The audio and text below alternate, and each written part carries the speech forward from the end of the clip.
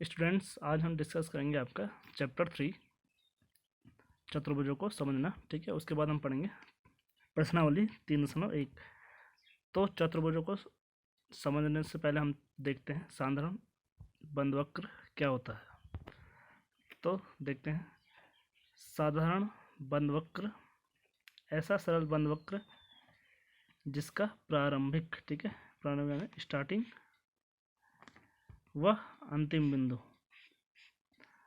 बिंदु एक ही हो तथा जो स्वयं को प्रतिच्छेद यानी आपको अपने आप को इंटरसेक्ट ना करे, पार ना करे, वह साधारण बंधवक्र सिंपल क्लोज्ड कर्व कहलाता है। ठीक है,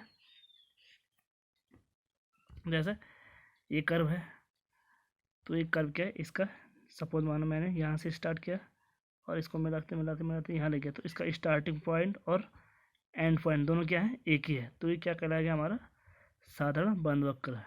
ऐसे ये दूसरा एग्जांपल है जो साधारण बंधवक्र नहीं है।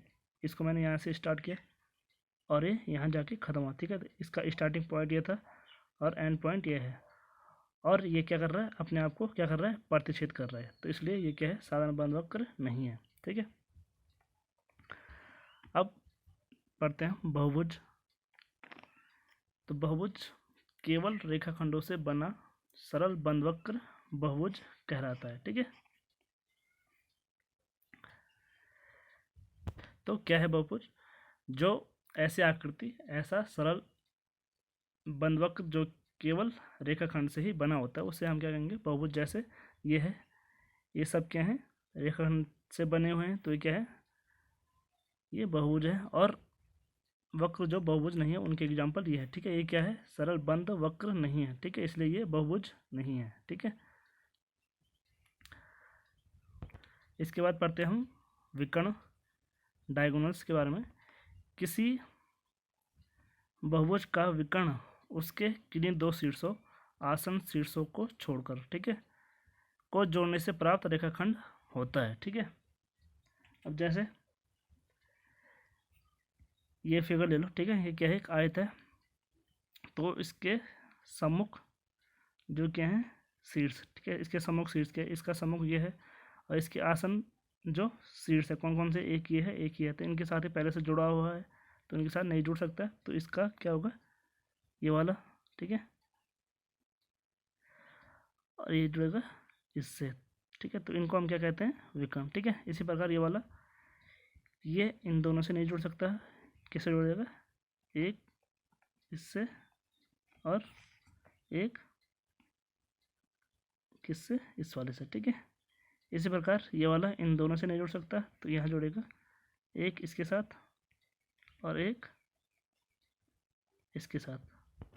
अब ये वाला इन दोनों के साथ नहीं जुड़ सकता, इसके साथ पहले से जुड़ा है और इसके साथ जुड़ेगा। ठीक है,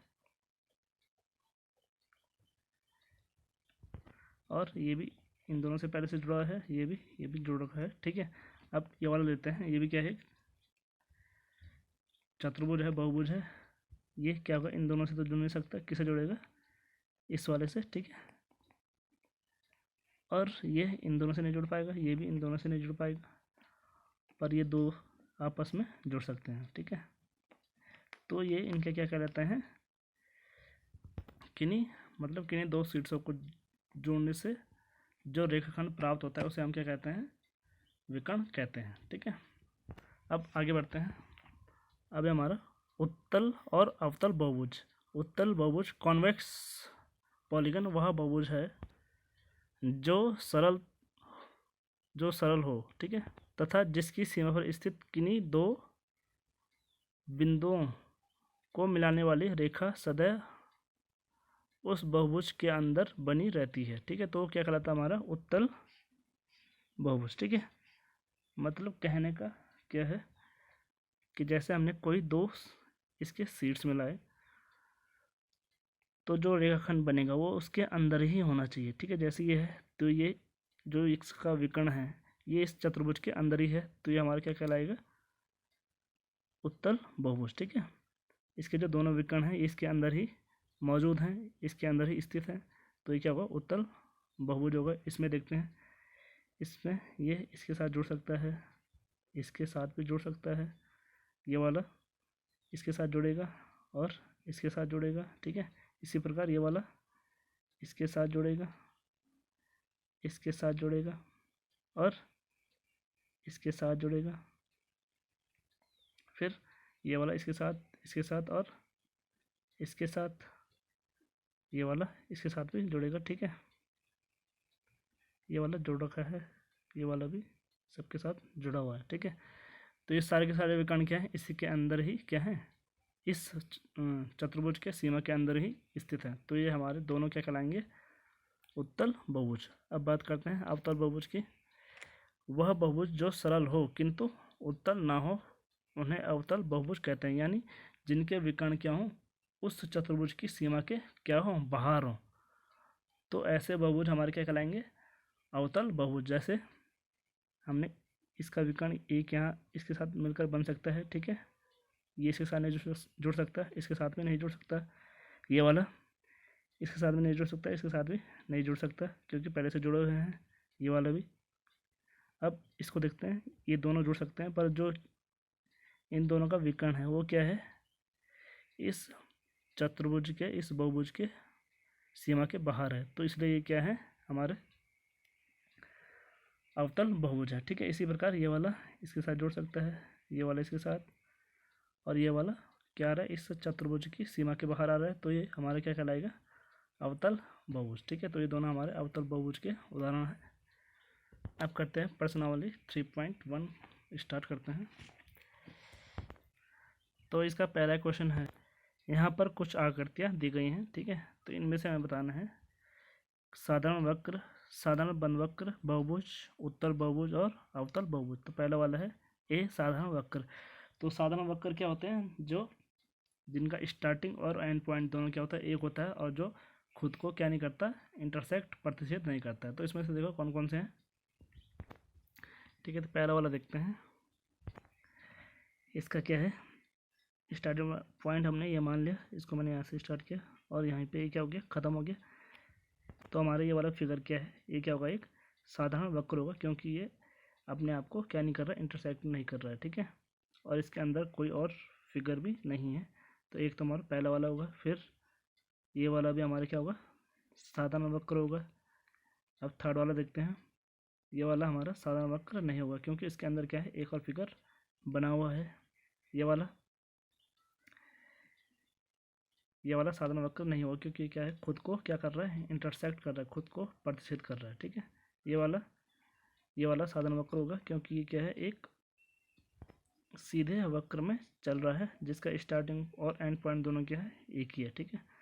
ये वाला भी हमारा क्या है, साधारण वक्र होगा, ठीक है। ये वाला भी हमारा क्या होगा, साधारण वक्र होगा, ठीक है, क्योंकि इसका स्टार्टिंग और एंड पॉइंट दोनों एक ही है और ये खुद को इंटरसेक्ट भी नहीं कर रहा है। तो हमारा जो पहला वाला है उसका आंसर क्या क्या होगा, पहला, दूसरा, तीसरा नहीं होगा, सॉरी, पहला, दूसरा और कौन सा था हमारा, पांचवा, ठीक है। तो इसको पांचवा कर लो, पांचवा और छठवां और सातवां, ठीक है। अब दूसरा है साधारण बंद वक्र। ऐसे वक्र जो क्या है, साधारण वक्र है पर क्या है, बंद है। तो ऐसे कौन कौन से, वही हैं जो हमारे क्या थे, साधारण वक्र थे, ठीक है। पहला वाला, दूसरा, पांचवा, छठवां और सातवां, ठीक है। क्योंकि जो साधारण वक्र होते हैं वही क्या होंगे, अगर वो बंद है तो हमारे क्या कहलाएंगे, साधारण बंद वक्र। तो इसका भी आंसर क्या आएगा हमारा, पहला, दूसरा, पांचवा, छठवां और सातवां, ठीक है। अब है आपका सी वाला बहुभुज। तो इसमें देखते हैं बहुभुज कौन कौन से होंगे हमारे। एक तो हमारा पहला वाला होगा बहुभुज, ठीक है, पहला, दूसरा और कौन सा होगा, चौथा, ठीक है। क्योंकि एक भी क्या है, एक रेखाखंड से बना हुआ क्या है, क्या है, एक सरल आकृति है, ठीक है। तो हमारा पहला, दूसरा और क्या होगा, चौथा, ये क्या होंगे, बहुभुज, पहला, दूसरा और चौथा। फिर है हमारा उत्तल बहुभुज। अब उत्तल बहुभुज क्या होता है, अभी क्या बताया था मैंने आपको कि जिसमें क्या होता है, जिसके विकर्ण क्या होते हैं, अंदर उस चतुर्भुज के अंदर ही सीमित होते हैं, ठीक है, या उस चतुर्भुज की सीमा के अंदर ही स्थित होते हैं। जैसे इसमें पहला वाला, इसमें क्या है, ये वाला देखो, ये क्या है, बाहर जा रहा है, ठीक है, तो ये क्या होगा हमारा उत्तल बहुभुज नहीं होगा। इस वाला देखते हैं, इसका एक विकर्ण ये होगा, एक विकर्ण ये होगा, ठीक है, तो एक हमारा ये दूसरा वाला होगा। इसमें इसमें इसके बाहर जा रहे विकर्ण, ये वाला भी, ये वाला भी, ये वाला भी, ये वाला भी और ये वाला भी, ठीक है, तो हमारा सिर्फ कौन सा होगा, दूसरा वाला होगा, ठीक है, दूसरा वाला उत्तर बहुभुज होगा। और पहला और चौथा ये दोनों क्या होंगे हमारे अवतल बहुभुज, ठीक है, तो उत्तल बहुभुज में कौन सा था, सिर्फ सेकंड वाला, और अवतल बहुभुज में कौन कौन से, पहला और चौथा। अब सेकंड क्वेश्चन है, निम्नलिखित प्रत्येक में कितने विकर्ण हैं, ठीक है, पहला है एक उत्तल चतुर्भुज। तो चतुर्भुज में आपको अभी बताया था मैंने कितने होते हैं, इसके जो सम्मुख शीर्ष हैं, ठीक है, उनको मिलाएंगे, इसका सामने वाला ये है, ठीक है, एक ये हो जाएगा और एक हमारा ये हो जाएगा, ठीक है, तो कितने हो गए, एक उत्तल चतुर्भुज के दो विकर्ण होते हैं, ठीक है। फिर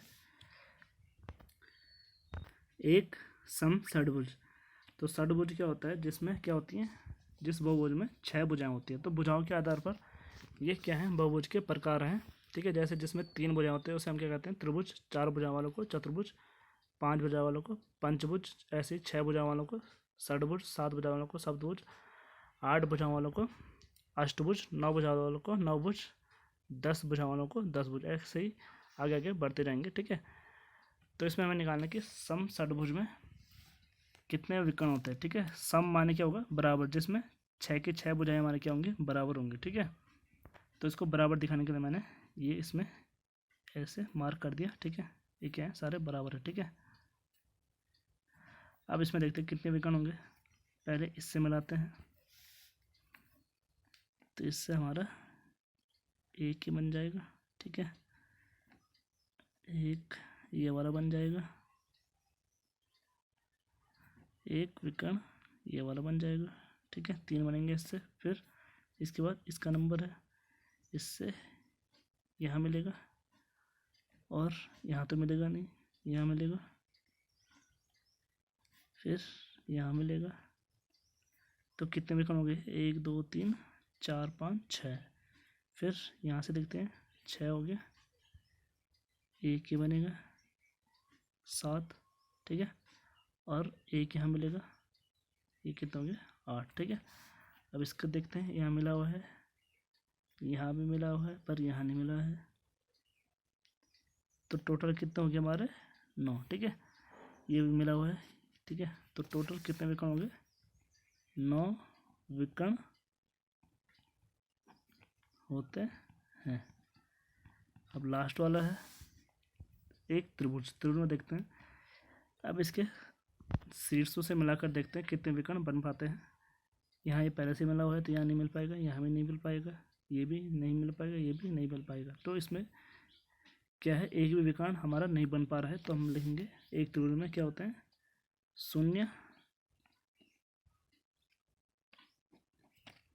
विकर्ण होते हैं, ठीक है।